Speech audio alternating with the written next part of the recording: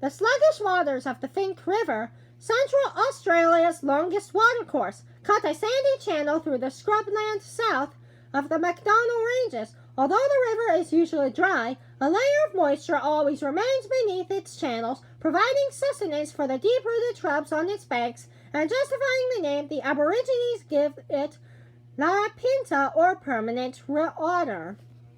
See, that's a long watercourse.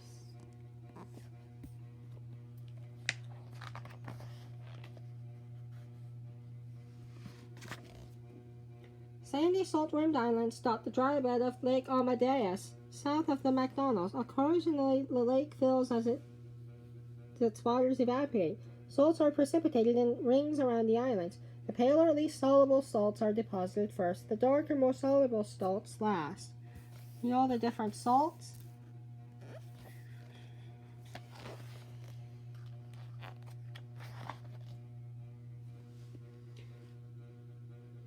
Ripples pattern a fiery red sand dune, one of more than 1,000 parallel ridges that rib the Simpson Desert at a quarter-mile intervals. See that?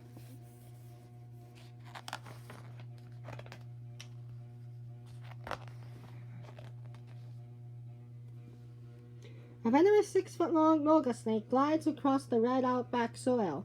The snake's thick neck identifies it as an odd specimen. Oh, I don't want to get bitten by that snake. Ugh.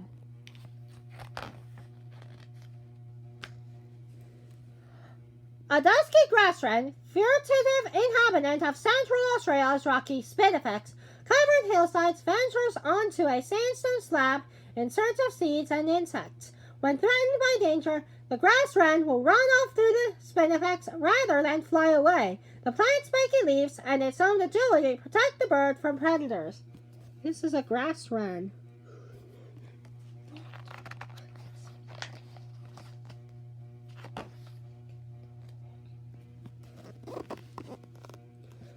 A gold sand goanna meets threat with a threat by adopting an aggressive pose, emphasizing its size by standing erect and puffing out its conspicuous throat skin. This powerful lizard carries an explicit warning in its splayed claws. Should an adversary ignore the danger signals, the goanna will attack using teeth, claws, and tail as its offensive weapons. Oh, I don't want to get attacked by that guy.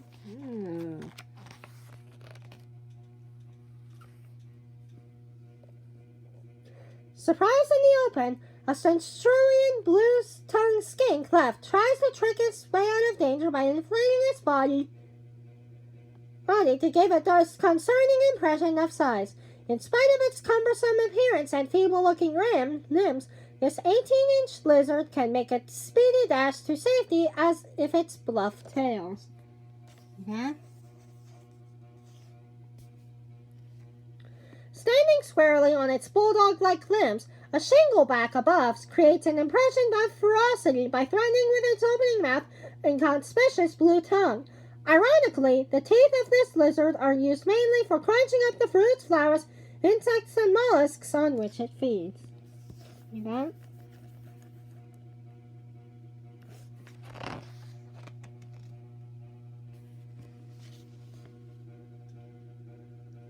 Hissing violently, its jaws opening, a bearded dragon above tries to intimidate an enemy with the bristling frill around its mouth. The species, otherwise helpless, uses its camouflage coloring to avoid hostile encounters.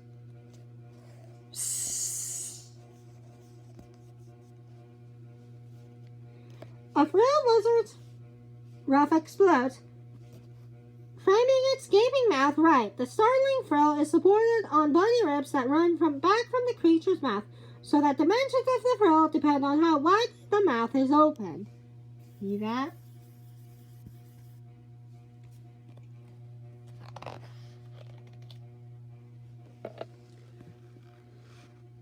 In spite of its grotesque appearance, which has earned in it the scientific name, Mollicaridus, a thorny devil, presents a danger only to the ants on which it feeds. Too sluggish to outpace most predators, the 8.5-inch long lizard stands its ground and defends itself by hiding its head between its armored forelimbs. the spiky lump on its neck perhaps being mistaken for its head, then bears the brunt of any attack. See?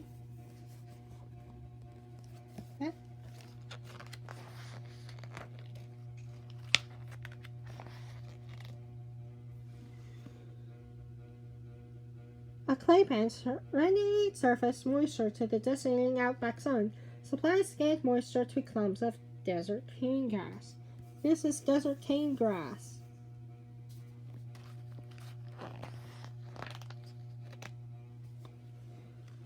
Two dingo pups, part of a litter of 5, huddle together at the entrance to the family den. As soon as 3-week-old pups are sturdy enough, they will set up daytime resting places away from the den.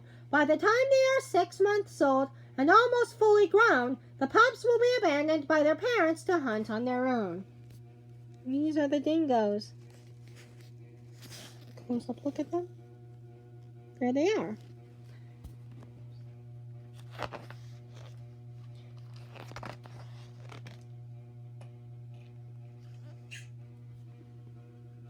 Barely full-grown but already independent, a gaunt female dingo pads across the Simpson Desert wastes, heading for a nearby waterhole. There she is.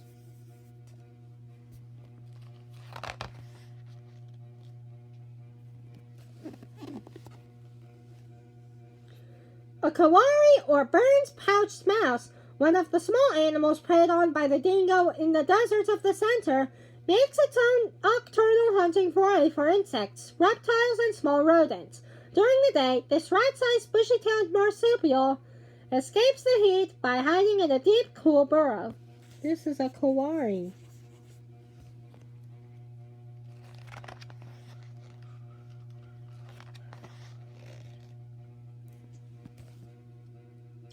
The Valley of the Mice Women, which draws its name from Aboriginal mythology, is a narrow cleft between two rounded